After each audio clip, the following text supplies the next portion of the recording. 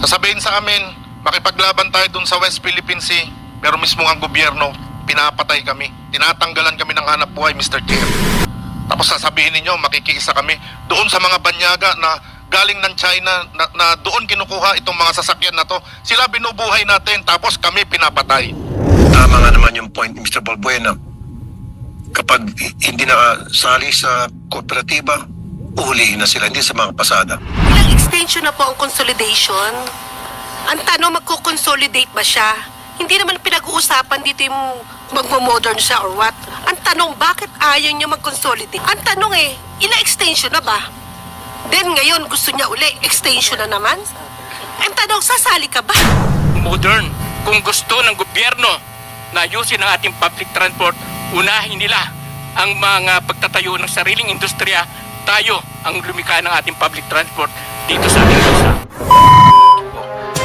Nabanggit niya kanina, merong deadline April 30, 2024. May deadline yan para yung mga jeepney operators, drivers, sumali sa isang kooperatiba.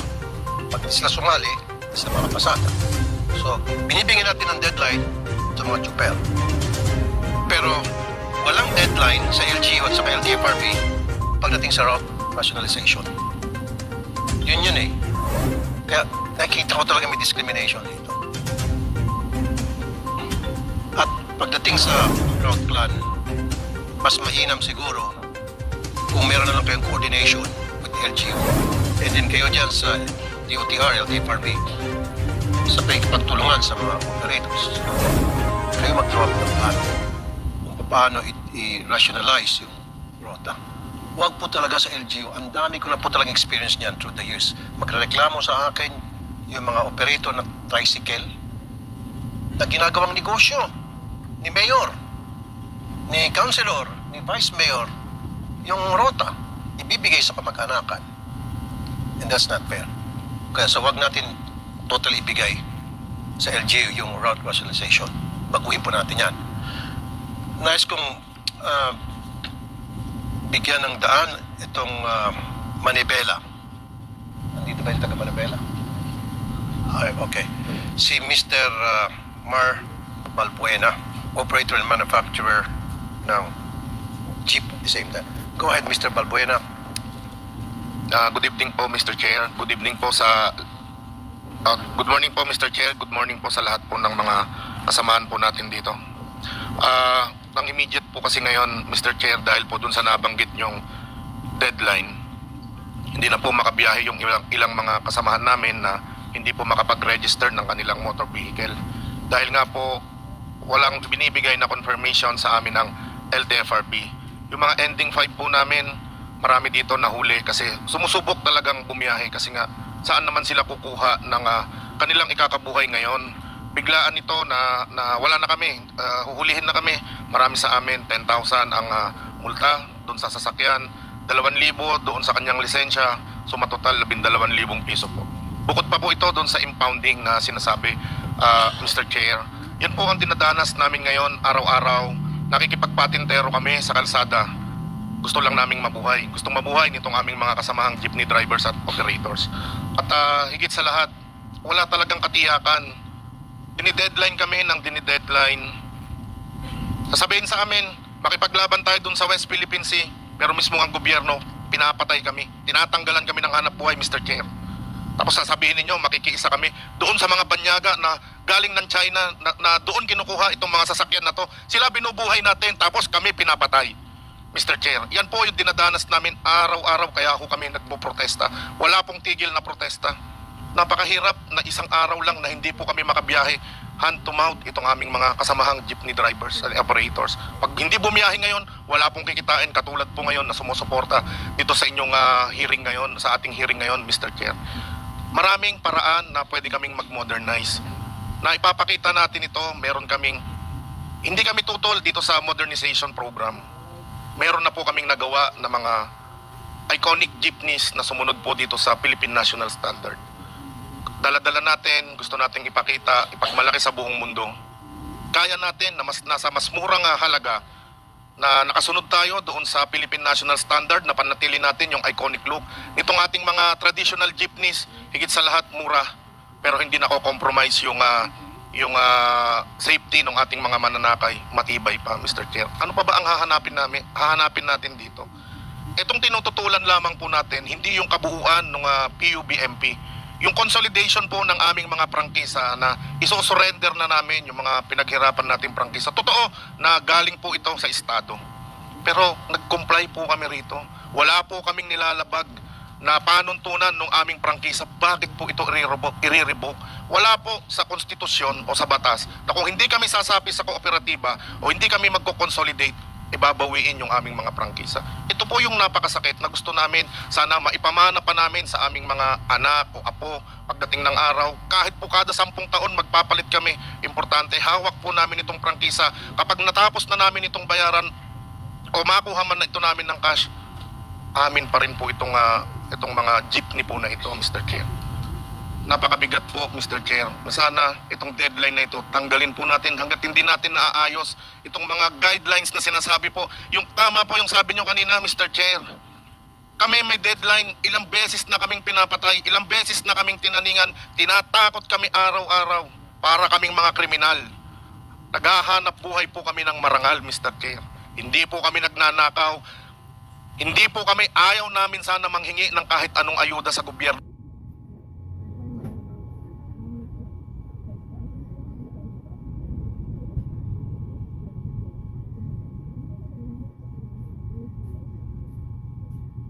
Pero sila walang deadline katulad po ng sinasabi ninyo. Hindi po ba? At nasiserbisyuhan natin ang taong bayan. Ngayon pa lamang, Mr. Chair, napanood nga natin kanina, andyan pa yung mga jeepneys. Hindi pa tinatanggal. Hindi pa lahat tinatanggal.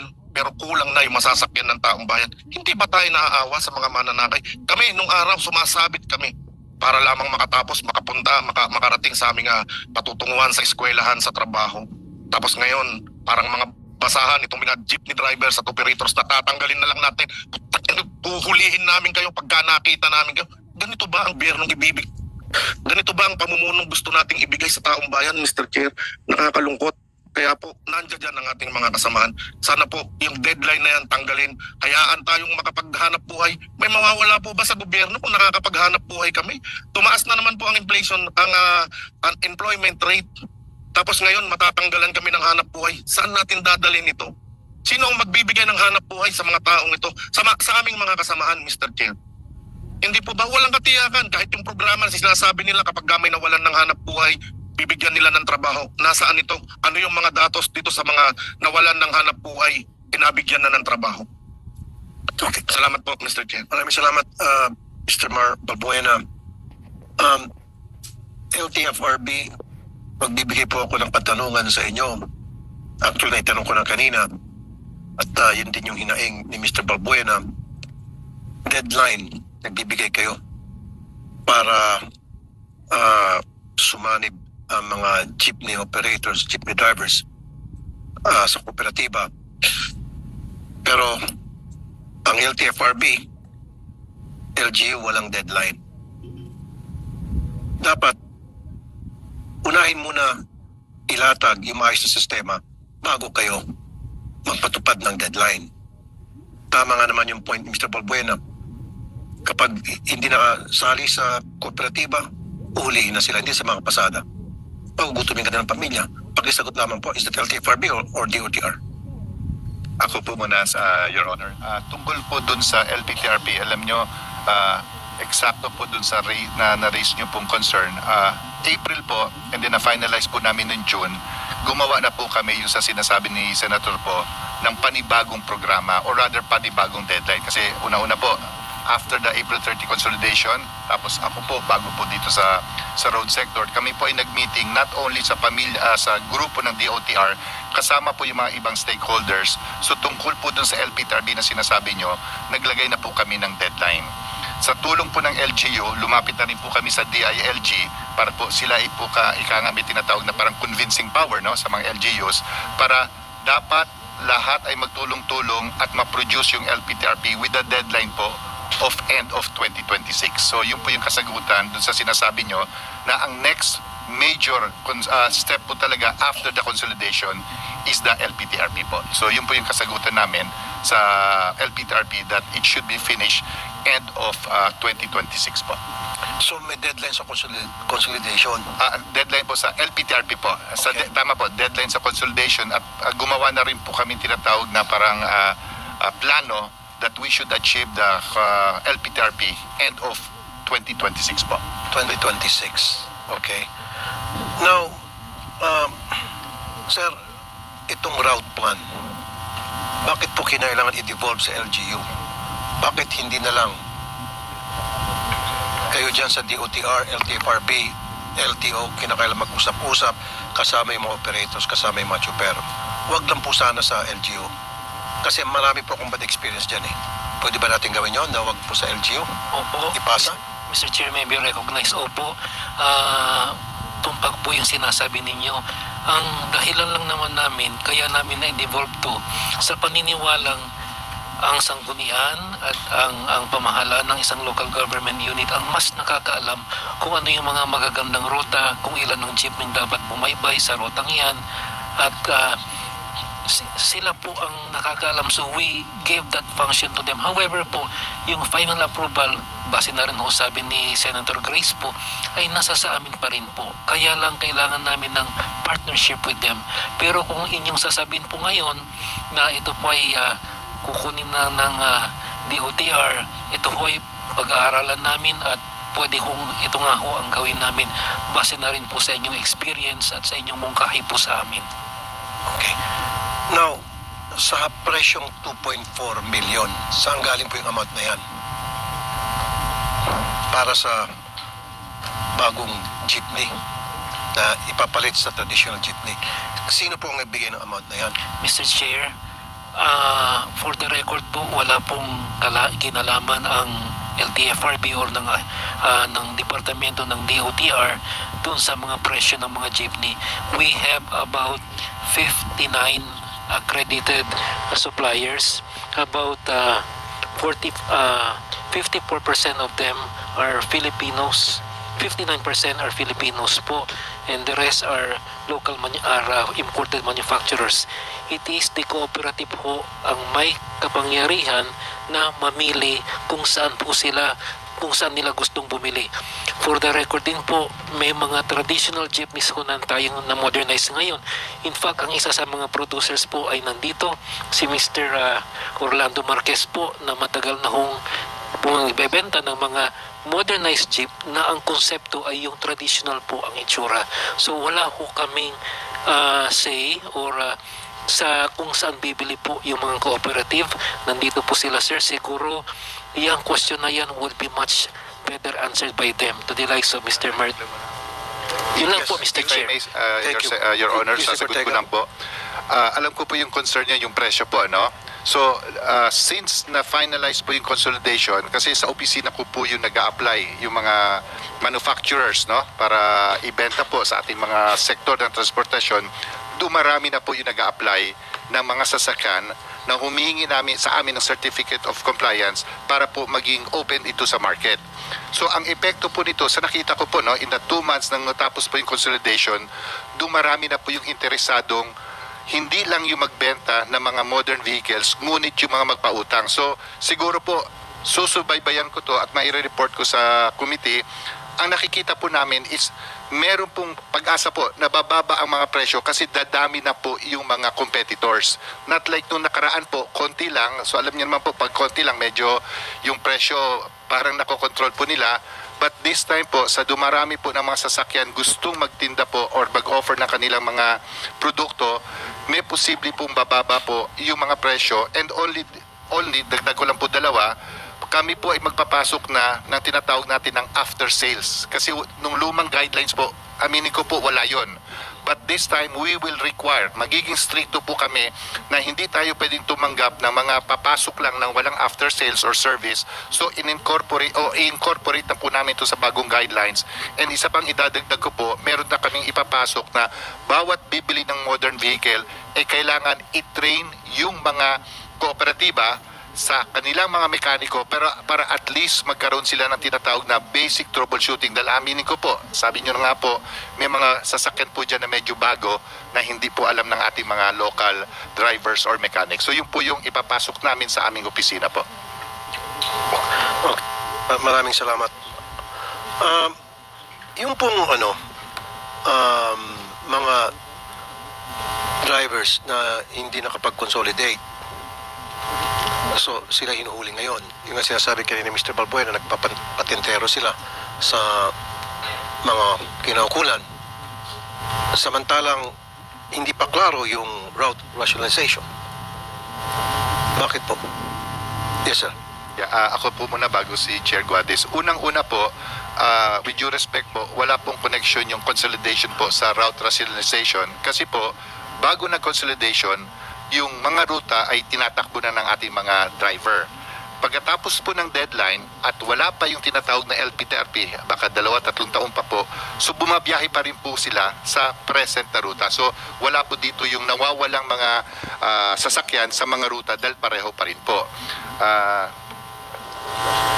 Kung ganon, sorry, sandali po. Mr. Balbuena, If I may, Mr. Chair. Opo, kanina po, sasagutin ko lang, mag-comment lang po ako doon kanina. Ang sabi nila, may 2 years pa sila para doon sa LPTRP o Route Rationalization. Pero kami, wala nang extension. Napaka-unfair po. Ito pong hinuhuli kami, kiling misaupli ito, Mr. Chair eh. Di po ba? Hinuhuli kami ngayon dahil nga po, deadline na ng consolidation. Kung hindi kami nakapag-consolidate, ang mangyayari po sa amin, huhulihin kami. Okay, So sige. hindi po kami makaregistered ng aming mga sasakyan.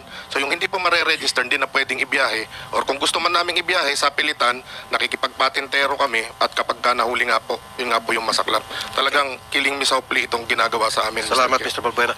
Salamat po. Sige po, Yusek Yeah, Ortega. magsasalita po si LTO tungkol sa hulihan po. Pero magdadagdag lang po ako, no? Unang-una, nung nirequest po ni Secretary Bautista sa Pangulo na extend po yung deadline from December to April dahil may mga totoong sinserong gusto pa pong sumama. At kaya po namin maisabi po sa inyo sa committee na to, nung umabot po tayo sa April 30 na deadline, masasabi po namin na yung lahat ng totoong interesadong sumama po sa programa nasa loob na po. Masasabi po namin yun dahil kilala po namin, lumalapit po namin sa dalawang grupo po na hindi talaga nag-oppose po talaga sa programa. Masasabi ko marami na po miyembro sa kanila na nag-consolidate na po. So ang punto na lang po namin, nag-usap po kami ni Secretary, kailangan pa ba natin mag-extend? At ang sinabi po namin, Sec, okay na po yung April 30 because yung totoong gustong sumama po ay nasa loob na. So ang ibig gusto ko lang po maging klaro kasi hindi po namin kaya matanggap also na yung may gusto nasa labas. Unfair po yun, mali po yun. Kaya nung sinabi po namin, LTFRB, DOTR sa ating sekretary, na lahat ng totoong sasali ay nasa loob na, kaya nagkaroon po ng decision ng ating sekretary na okay na po yung April 30 as per the decision.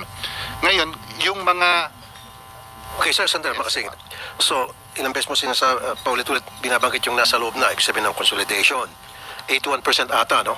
Okay. So, merong 19% na ayaw. Anong reason? Sige. Bakit? Ba't ayaw ng 19? Anong hinahingi nila? Bakit hindi nyo naipapaliwanag dito sa 19% if I may po na kasi maayos tama yung po, programa? Senator. Kasi dati po ako sa Office of Transportation Cooperatives, ako po yung chairman ng mga kooperatiba. So meron pa akong direct contact sa kanila. At ang mga narinig ko po na mga ayaw na, no, yung sa 19% sinasabi nyo, yung iba po talagang ayaw na nila. Kasi ang pagiging operator po, parang negosyo po yun eh. So I think, or rather, sinasabi po sa amin na ayaw na nilang ituloy yung negosyo sa public utility, kaya hindi na sila nag-consolidate. Meron din po ako mga narinig na for them, parang komplikado ang tingin nila sa kooperatiba or korporasyon. Ayaw po nila maging sa ilalim ng isang organisasyon. Gusto po nila yung jeepney driver operator ang kanilang mas gustong sistema, which is one-on-one. So ayaw nilang sumami sa isang bagay na parang komplikado. And among others, yun po yung mga rason na sinasabi nila. Kaya nire-respeto na lang po natin na talagang ayaw na nilang sumama dito po sa ating programa.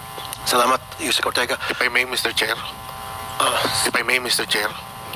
Yes, Mr. Balbuena. Hindi po totoo na ayaw namin mag-modernize, ano po. Hindi po totoo na ayaw namin ng ng katunayan, meron nga po kaming modernized na sasakyan na dala-dala ngayon. Ang ayaw lang po namin yung consolidation, Mr. Chair. Thank you, Mr. Buena. Sino nagsasabi na sinungaling siya? Sige. Sino po? Go ahead, Busina. Miss Marlene D.C. Ramos. Isa lang naman po ang tanong, sir, ilang extension na po ang consolidation? Ang tanong, magko-consolidate ba siya? Hindi naman pinag-uusapan dito yung magmo-modern siya or what. Ang tanong, bakit ayaw niya mag-consolidate? Yun nga. Napakaganda lang isang bagay na nagsama-sama at nagtitip at nagkakaisa. Hindi katulad ng isa-isang operator. Alam niyo po ba, mga sir, operator kami, isa-isa. Since talagang single operator, nung nagsama-sama kami, iba po ang dating, iba po yung samahan, iba po yung tulungan. Hindi niya ba nakikita yung kung gaano kaganda ang consolidation? Ang tanong ilang extension na ba? Then ngayon, gusto niya uli, extension na naman? Ang tanong, sasali ka ba? Yun lang po. If I may, Mr. Chair. Napaka-unfair naman po sa kami na sumunod sa gobyerno. Sumunod kami sa inyong lahat sa mga sinasabi niyo po Tapos may isang tao lang na ayaw para mapahinto ang lahat ng kagandahan ng modernization. Bakit? Kung ayaw niya, di ayaw niya. If I may, Mr. Bakit natin Chair. pipilitin ang isang taong ayaw naman? Ilang extension na po, mga sir. Kawawa naman po kami sumunod sa gobyerno. At saka tanong, operator po ba siya? Salamat po. Bago kay Mr. Balbuena, Mr. Melencio Boy Vargas, National President ng ALTODAP. Mr. Chair, magandang umaga po. Actually, yung po yung sabi ng mga kasama namin, 80% po kami, halos lahat po kami rito sumunod sa modernization at consolidation na. Ngayon po, yung sinasabi ng ating kasama ay kung ititigil po natin at bibigyan pa na natin ng extension, si Presidente na po ang nagsabi na wala ng extension. Ang tanong ko lang po, paano naman po kaming sumunod? Yun nga po sinasabi ng kasama namin. Halos lahat po kami rito, pag tinanong nyo po yan, nag-consolidation na po kami. Madidismaya naman po kami o madidisorganize kung sakaling i-extension pa po ito. Yun po lang. Baka naman kasi, Mr. Vargas, yung consolidation, pabor lang sa mga operator at hindi pabor sa mga driver, sa mga maliit na chopper. Alam nyo Kayo po, mga operator kayo, ano? opo, alam nyo po, Hindi kayo mga drivers. operator po at nagmaneho rin po kami. Matagal po ako nagmaneho, 25 years po ako na Masada. No? Kasi po, dito po sa consolidation, yun po yung gusto ng gobyerno natin. Ngayon po, ang sinasabi nga namin, sabi nga ng kasama ko, bakit ayaw nila sumunod? Yun lang po yung tanong namin. Kung kami po sumunod na 80%, sila po hindi sumunod. Paano naman po kami na sumunod? Yun lang po ang tanong ko, Mr. Chairman. Okay. If I may, Mr. Chair. Mr. Balbuena, Opo. Mr. Floranda, kayo naman po, ng Piston. Pakisagot lang po, bakit daw kayo mga hindi sumunod, ano po? Opo, at magandang umaga po, Mr. Chair, at siyempre sa ating mga kasama sa hanap buhay.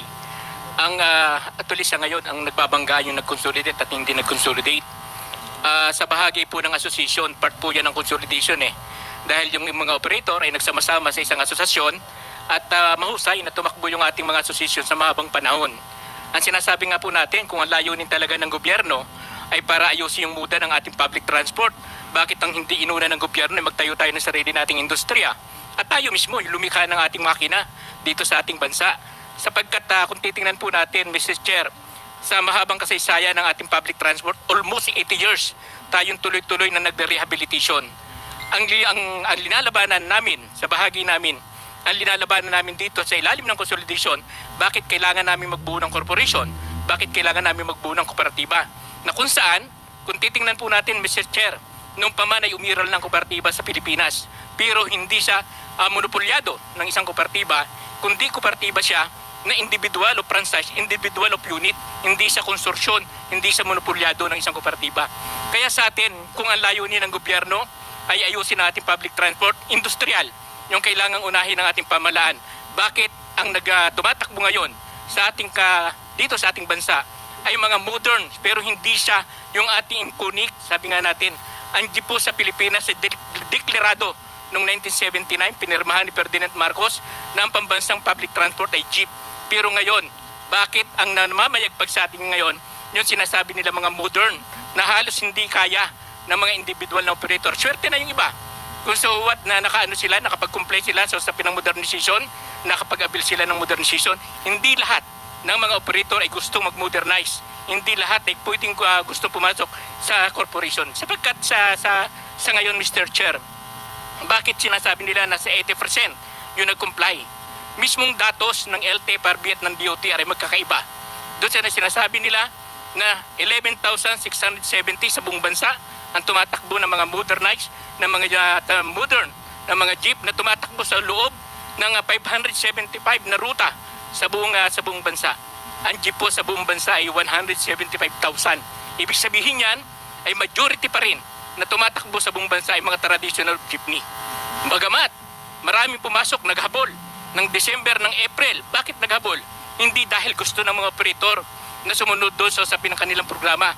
Pumasok sila at naobliga silang pumasok dahil doon sa tahasang pananakot ng LTFRB at ng DOTR na kapag hindi ka nag-comply ay hindi ka na makakapaghanap buhay, hindi ka na makapagserbisyo sa ating mamamayan. Ang sektor po ng transport ay hindi kaaway ng Estado. Tayo po ay katuwang ng Estado sa pag-inog ng ating ekonomiya. Pero bakit sa ilalim ng modernization ay pinapatay mismo ng gobyerno ang ating mga lokal na mga manggagawa? Nadyan ang Skipper Motor, nadyan ang Francisco Motor, nadyan ang Sarao, nadyan ang Malagueña. Maraming mga lokal, halos sa 1,672 na mga rehiyon sa ating bansa, lahat po may gumagawa ng public transport. Bakit hindi ito ang suportahan ng gobyerno? Bakit nakatanghoy sa mga dayuhan at malalaking mga negosyante na kung saan ang inisip lamang ay pagkakitaan ang usapin ng serbisyo?